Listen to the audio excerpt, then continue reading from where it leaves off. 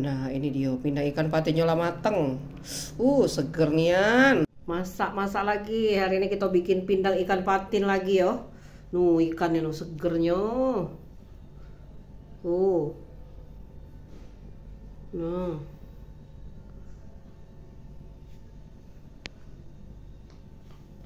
Ini pelengkapnya ya, ada nanas, daun bawang, kemangi, tomat, sama cabai rawit. Nah, ini kuah pindangnya. Segernya ya. Warnanya juga merah, cantik. Rasanya asam asin, manis pedas, lemaknya. Nah, tuh. Ini kok kuah. Ayo kita masak dulu.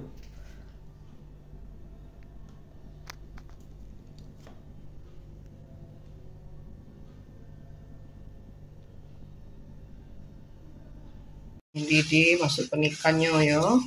Segernya ikan patin ini.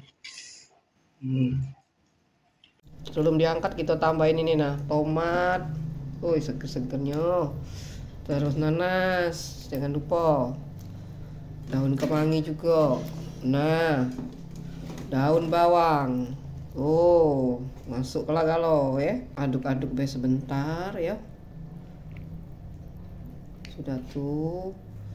Langsung diangkat.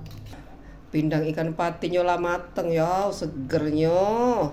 Kita angkat. Kuahnya nyengok tuh. Rasanya asam, asin, manis, pedas, lemak nian ini.